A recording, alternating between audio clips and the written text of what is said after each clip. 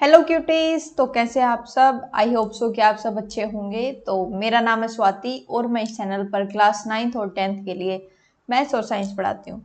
और आज की इस वीडियो में हम करेंगे क्लास 10th का चैप्टर नंबर 4, जो कि ये होगी इंट्रोडक्शन वीडियो क्वाड्रेटिक इक्वेशन।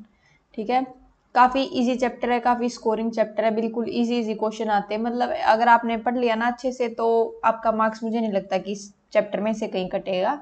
ठीक है, तो चलिए स्टार्ट करते हैं। ठीक है, ये बेसिक इंट्रोडक्शन वीडियो होगी कि मतलब पूरे चैप्टर का डिस्क्रिप्शन में दे दूंगी कि कौन से एक्सरसाइज में कैसे क्या करना है। बहुत आसान चैप्टर है, तो चलिए शुरू करते हैं। बट इस क्वाड्रेटिक इक्वेशन, सबसे पहले चैप्टर का नाम है क्वाड्रेटिक इक्वेशन, तो आपको वही पता होना चाहिए कि क्वाड्रेटिक इक्वेशन होती क्या है। तो क्वाड्रेटिक इक्वेशन क्या होती है? एक क्वाड्रेटिक इक्वेशन वो होती है जिसकी हाईएस्ट पावर, मतलब एक वेरिएबल होगा जिसकी हाईएस्ट पावर 2 होगी। अगर मैंने एक इक्वेशन लिखी, ठीक है, चलो मैं बताती हूँ। देखो, जो क्वाड्रेटिक इक्वेशन की स्टैंडर्ड फॉर्म ये होती है, ये आपने चैप्टर 2 में भी पढ़ा होगा। पोलिनोमियल्स में ए एक्स स्क्र, मतलब जो जनरल फॉर्म होती है क्वाड्रेटिक इक्वेशन की, A X square plus B x plus C. और ए जीरो नहीं हो सकता, क्यों नहीं हो सकता वो भी बताऊंगी। जहाँ पे ए बी सी ये रियल नंबर होते हैं। देखो, अगर मैंने कोई इक्वेशन लिखी x square plus 5x plus 6, ये लिख दी। अगर देखो, जो x के आगे जो कोफिशिएंट लगता है, मतलब इसके आगे कुछ नहीं, तो उसको हम बोलते हैं a। ये आ गया a, तो इसमें हमारा a है 1। अब जो x के आगे लगेगा कोफिशिएंट, उसको बोलते हैं b, तो b है 5। अब जो कॉन्स्टेंट टर्म होती है वो है c है 6। ठीक है, अब अगर a जीरो क्यों नहीं हो सकता? मान लो अगर यहाँ पे जीरो वैल्यू होती, ठीक है, मैंने मान ली फॉर एग्जाम्पल, जस्ट मान ली 0x² प्लस 5x प्लस 6, तो ये तो पूरी टर्म जीरो ही ना बन गई। ये जीरो बन गई तो ये 5x प्लस 6 आ गया। अब ये क्वाड्रेटिक इक्वेशन तो रह नहीं गई। क्वाड्रेटिक इक्वेशन वो होनी चाहिए इक्वेशन में जिसकी हाईएस्ट पावर 2 हो, उसको ही बोलते क्वाड्रेटिक इक्वेशन। अगर हाईएस्ट पावर 2 ही नहीं होगी तो क्वाड्रेटिक इक्वेशन होगी ही नहीं। ठीक है, तो यह बात आपको समझ में आ गई होगी। चलो अब आगे। अब टाइप्स ऑफ इक्वेशन क्या होती है? देखो, टाइप्स ऑफ इक्वेशन है, 3 टाइप की होती है। एक है लीनियर इक्वेशन, एक है क्वाड्रेटिक इक्वेशन और एक है क्यूबिक इक्वेशन। अब ये चैप्टर है हमारा क्वाड्रेटिक इक्वेशन का। लीनियर इक्वेशन वो इक्वेशन जिसकी डिग्री 1 यानी हाईएस्ट पावर 1 होनी चाहिए। अगर मैं लिखूं 4x प्लस 5, ये x है, x की कोई पावर नहीं, इसका मतलब इसकी 1 पावर है। जिसकी पावर 1 होती है उसको बोलते हैं लीनियर इक्वेशन। ठीक है, ये एग्जाम्पल मैंने दिया है 2x प्लस 5 इक्वल टू 0, तो यानी ये है लीनियर इक्वेशन। अब क्वाड्रेटिक इक्वेशन हाईएस्ट पावर 2 होनी चाहिए, यानी ये देखो x की हाईएस्ट पावर, देखो इस x की 1 है, इसकी 2 है, तो जो हाईएस्ट पावर होगी वो इक्वेशन होती, तो इसकी 2 है तो ये होगी क्वाड्रेटिक इक्वेशन। अब ये है क्यूबिक। अब देखो, इसकी पावर है 1 और इसकी 3, हाईएस्ट पावर 3 होनी चाहिए। जिसकी हाईएस्ट पावर 3 है वो उस हिसाब से उसका नाम हो जाता है। जैसे डिग्री 1 थी, पावर 1 थी तो लीनियर, पावर 2 आ गई तो क्वाड्रेटिक इक्वेशन, पावर 3 आ गई तो उसको बोलेंगे क्यूबिक इक्वेशन। इतना तो आपको समझ में आ गया होगा। और डिग्री मतलब जो हाईएस्ट पावर होती है वेरिएबल की। ठीक है, what are the roots of quadratic equation? Quadratic equation के रूट्स कैसे निकालते हैं? जो रूट्स होते हैं ना क्वाड्रेटिक इक्वेशन के, मतलब वो जो दो वैल्यू आएंगे वो सेटिस्फाई करनी चाहिए इक्वेशन। देखो, ये मैंने एग्जांपल लिख रखा है इधर, x square minus 5x, x square minus 5x plus 6 equal to 0। अब ये माइनस प्लस है तो प्लस प्लस दो रूट आएंगे। प्रोडक्ट कितना चाहिए उन दो नंबर्स का? 6। प्रोडक्ट चाहिए कितना? 6। सम कितना चाहिए? 5।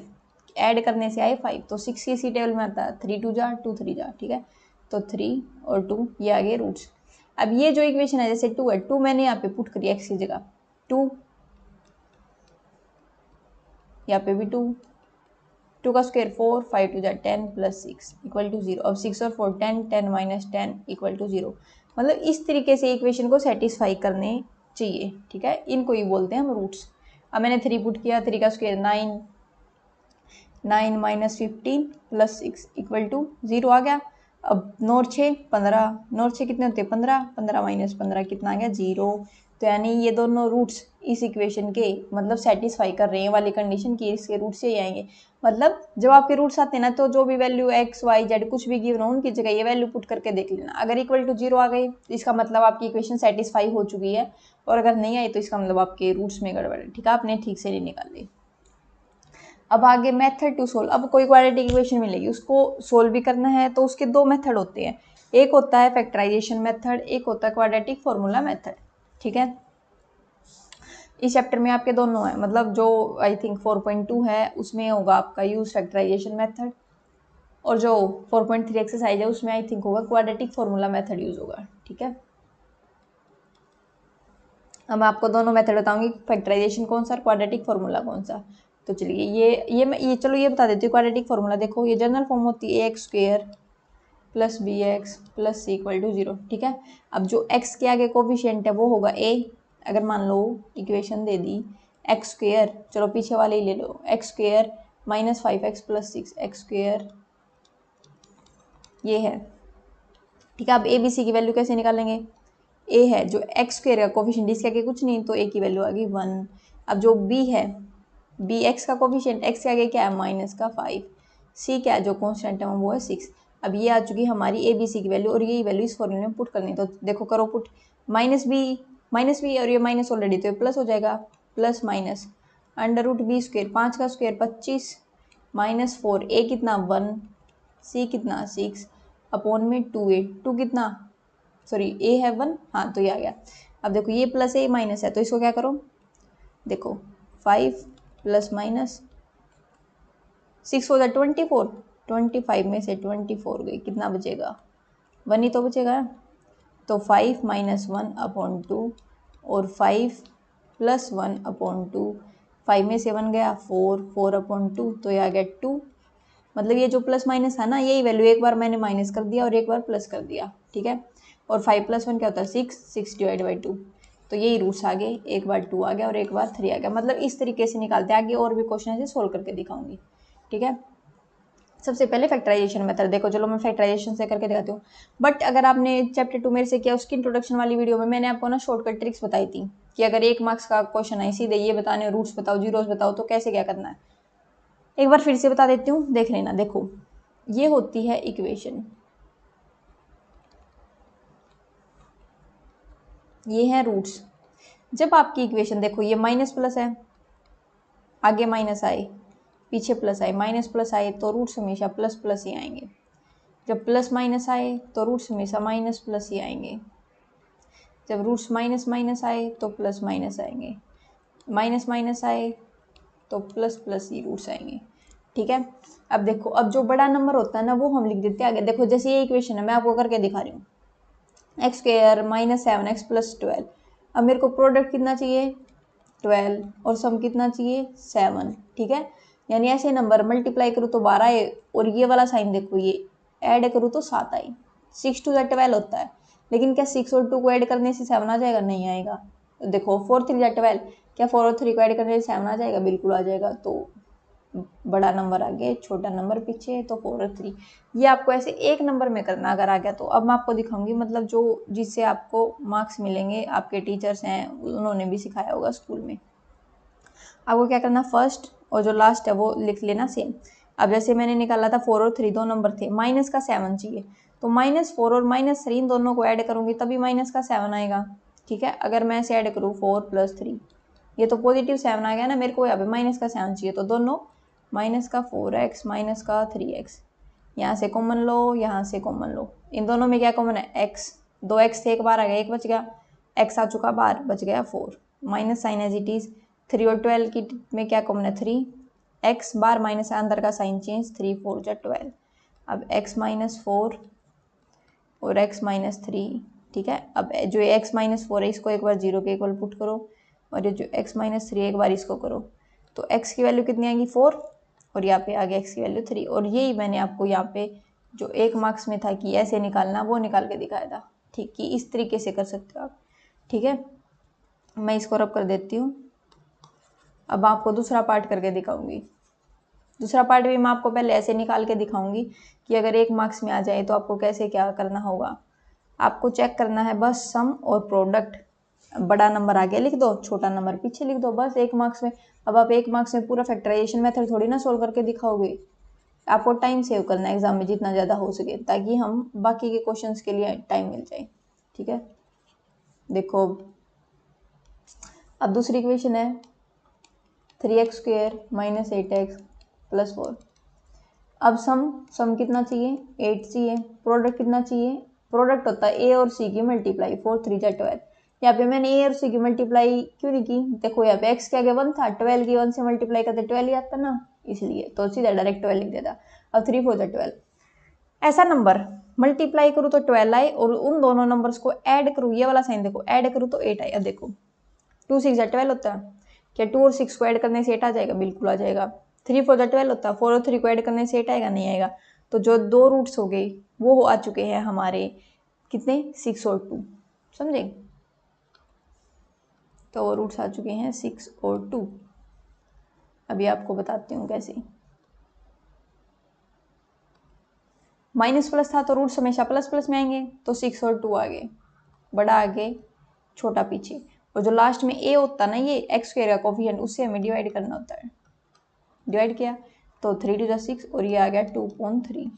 अब यही रूट्स आपको मैं यहाँ पे निकाल के दिखाऊंगी। देखो फैक्टराइजेशन कैसे सोल्व करना, फर्स्ट और लास्ट रखा सेम। माइनस का 8 चाहिए तो -6 -2 को ऐड करूंगी तभी तो माइनस का 8 आएगा। तो माइनस का 6x माइनस का 2x, यहाँ से कॉमन, यहाँ से कॉमन, 3 भी कॉमन है, 6 3 2 6 होता है और x भी कॉमन है, तो x बच गया, 3 2 6 minus sign as it is, 2 common है, x 2 2 4।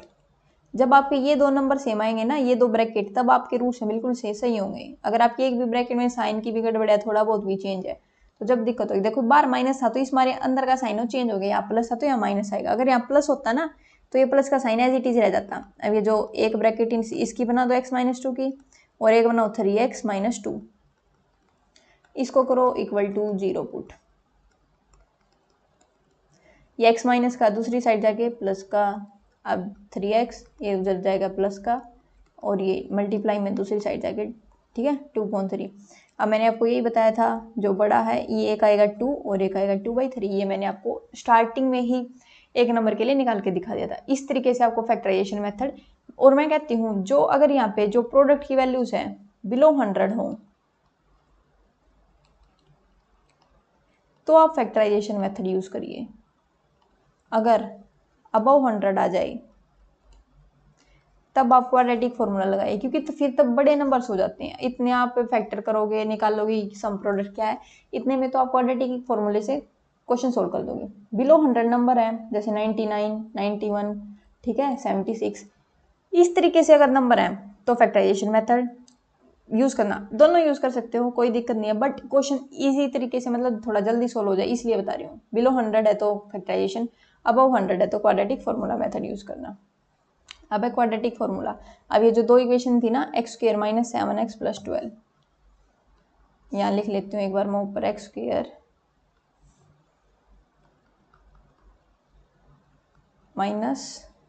7x + 12, दूसरी क्या है 3x² - 8x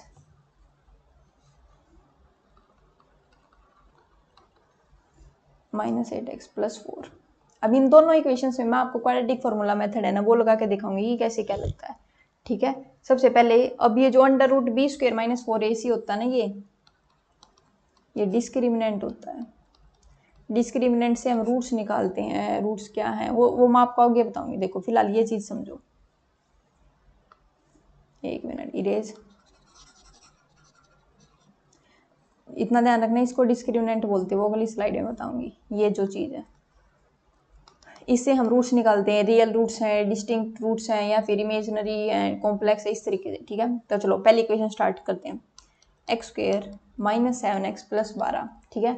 अब देखो सबसे पहले जनरल फॉर्म आपको पता है, ax² + bx + c होती है।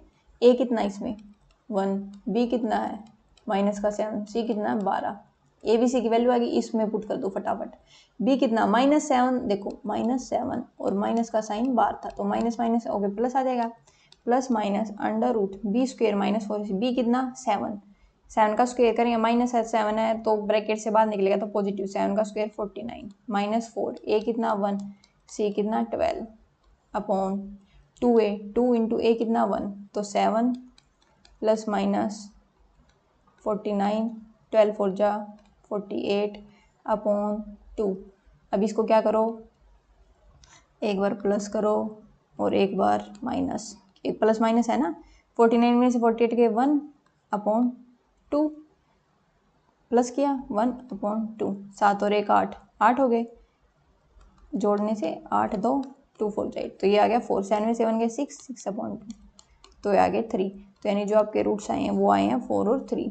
और यही हमारे, शायद वो इक्वेशन मैंने रब कर दी, मतलब जो पहले मैंने आपको दिखाया था उसके भी 4 और 3 रूट्स आए थे। इस तरीके से आपको सोल्व करना है ये इक्वेशन, ठीक है। अब दूसरी वाली भी करके दिखा देती हूँ, ये रब कर देती हूँ एक बार। 3x² minus 8x, 3x² minus 8x plus 3x² minus 8 plus 4 था। सेम निकालो, पहले ए निकालो, ए है 3, बी कितना जो x के आगे है -8, सी कितना जो कॉन्स्टेंट टर्म 4, वैल्यूज पुट करो माइनस बी, 8 का स्क्वायर 64 हो जाएगा। सॉरी ये स्क्वायर नहीं है तो डायरेक्ट वैल्यू पुट करनी है, तो पॉजिटिव 8 हो जाएगा ना। 1 मिनट, 8 हो गया, 1 मिनट पेन,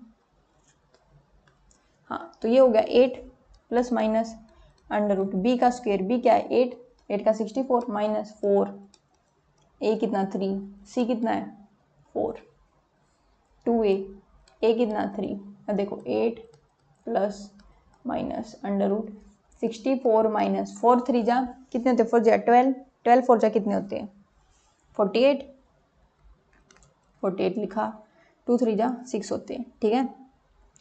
अब 64 में से 48 जाएंगे कितने, 14 में से 8 गए 6, 5 में से 4 गए 16, 16 आ गया। अब 16 अंडर रूट में 16 हमें पता है किसका परफेक्ट स्क्वायर होता है, 16 होता है 4 का। अब ये जो प्लस माइनस आए ना इसको 2 बार अलग अलग कर दो, देखो यहाँ कर रही हूँ, एक बार 8 प्लस किया, यहाँ पे 8 माइनस किया, 4 as it is 6, 4 as it is 6, 8 और 4 12, 12 डिवाइड बाई 6, तो 6 2 जा 12, ये आ गया 2। अब 8 में से 4 गए कितने बचेंगे 4, 4 अपॉन 6 ये 2 और ये 3, तो ये दूसरा रूट आ गया 2, एक आ चुका है 2 और एक आ गया 2/3। और फैक्टराइजेशन मेथड से ही मैंने आपको 2 और 2/3 ही निकाल के दिखाए थे दोनों में, ठीक है। इस तरीके से आपको करना होगा। अब आपकी मर्जी है, आप कोई से भी कर सकते हैं। अगर आपको टेबल्स नहीं याद है कि भाई मेरे को नंबर नहीं याद आएंगे, कि ये नहीं पता 91 किसकी टेबल में आता है, 76 51 किसकी टेबल में आता है, तो आप सीधा क्वाड्रेटिक फॉर्मूला भी यूज़ कर सकते हैं, ठीक है। बट वो थोड़ा लंबा है, बट अगर आपको टेबल याद है, मतलब 100 से नीचे सारे नंबर्स पता है, तो फैक्टराइजेशन मेथड से आप फटाफट सोल्व कर सकते हो, ठीक है। मर्जी आपकी है, आपको जो सा आसान लगे कि हाँ भाई इससे हो रहा है तो वो कर लेना एग्जाम में, ठीक है। अब है डिस्क्रिमिनेंट। डिस्क्रिमिनेंट क्या होता है, जब हम रूट्स निकालते हैं ना, रूट्स निकालने से पहले ना हमें डिस्क्रिमिनेंट निकालना होता है। क्यों? क्योंकि ये हमें नेचर ऑफ रूट्स बताता है, यानी ये जो वैल्यू b² - 4ac होता है डिस्क्रिमिनेंट, ठीक है। अब इस पे रूट है तो इधर भी रूट लगा दो, ठीक है। देखो the discriminant helps us to find the nature of roots. कैसे? अगर मेरा डिस्क्रिमिनेंट 0 से बड़ी वैल्यू है, अगर मेरी वैल्यू आ गई 0 से बड़ी 1 2 3 कुछ भी 0 से बड़ी वैल्यू आ गई, तो उनको बोलते हैं रियल रूट्स। क्या बोलते हैं उनको? Real roots. जैसे आपके दोस्त होते हैं, रियल फ्रेंड्स होते हैं, वो हमेशा अच्छे होते हैं, ठीक है। तो 0 से जो नंबर ऊपर है वो होते हैं अच्छे, तो अच्छे क्या होते हैं रियल रूट्स, ठीक है। इस तरीके से आप याद करते हैं, जैसे d 1 2 3 4 ये सारे 0 से बड़े, तो ये रियल रूट्स। जब d 0 के इक्वल हो, यानी 0, यानी अगर मैं कोई वैल्यू निकाल लूँ तो उसमें मेरा जो b² - 4 से 0 आया, तो 0 के बराबर आएगा, तो उसको बोलते हैं इक्वल रूट्स, मतलब रिपीट हो रहे रूट्स, तो उनको हम बोलते हैं इक्वल। जब 0 के बराबर है तो इक्वल। अब अगर आपके रूट्स, मतलब जो डिस्क्रिमिनेंट है 0 से छोटा है, जैसे माइनस में आ गया कुछ भी, ठीक है, माइनस में आ गया और 0 बड़ी है माइनस से, तो जब आपके होते हैं नो रियल रूट्स, यानी आपके दोस्त, ऐसे ध्यान रखो, आपके दोस्त होते हैं जो हमेशा अच्छे होते हैं, मतलब 0 से तो ही बड़े होंगे ना। अब उनसे नीच हरकत तो क्या ही करेंगे, तो जो माइनस में नंबर चले जाए उनको बोलते हैं ये रियल नहीं है, ये रियल दोस्त नहीं है, ये नो रियल रूट्स है, ठीक है। यानी इमेजिनरी भी बोल देते हैं, कॉम्प्लेक्स रूट्स भी बोल देते हैं।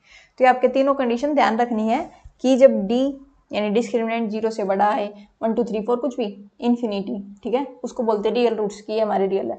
तो 0 के बराबर है तो बोलना है 2 इक्वल रियल रूट्स है, मतलब 0 के इक्वल है ना, तो इक्वल रूट्स है। जब माइनस में वैल्यू आ जाए आपकी, ठीक है, -5.3 -2.3 कुछ भी, तो बोलते हैं कि नो रियल रूट्स, ये 0 ही बड़ी है, इनसे नीच हरकत तो क्या ही करेंगे, मतलब ये रियल नहीं है, ठीक है। इस तरीके से आपको ध्यान रखना है। बस ये क्लास में इतना ही था।